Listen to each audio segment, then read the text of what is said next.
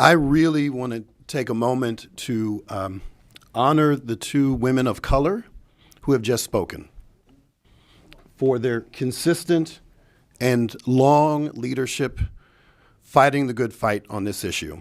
And the reason I emphasize the fact that they are women of color is because 75 years ago, when the federal law was enacted, who were the people who were actually marginalized from fully benefiting from a minimum wage?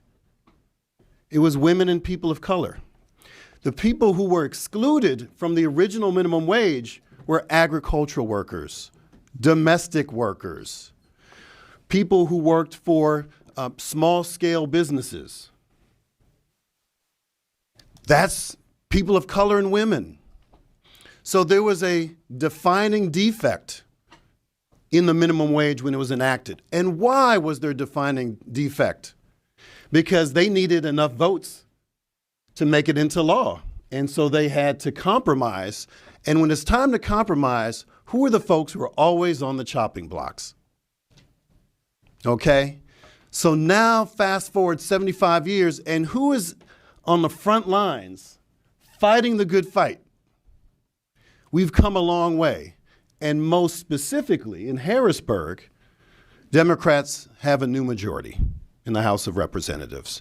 And the reason this is so important that the Policy Committee is doing this is because until now, the Policy Committee was the only committee that could bring up these issues because all standing committees that dealt directly or indirectly with this issue were run by Republicans who refused to even address this issue unless it was under very specious means. So when I was on the Commerce Committee, they had a hearing on the minimum wage, didn't they, Chairwoman? Did they have any actual workers who earned a minimum wage?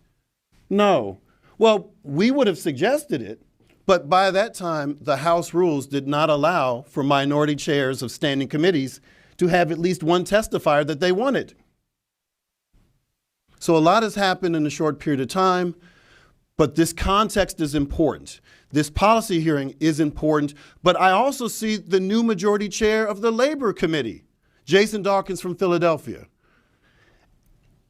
I want to just put this in context because now, in addition to policy hearings, we can actually have committee hearings that will not just be for the cameras and for the edification of people who show up, but to lead to actual legislation that can pass this House. And so I'm honored to be a part of this moment, and I appreciate all the folks who've been advocating for this issue for years. Thank you, Mr. Chairman.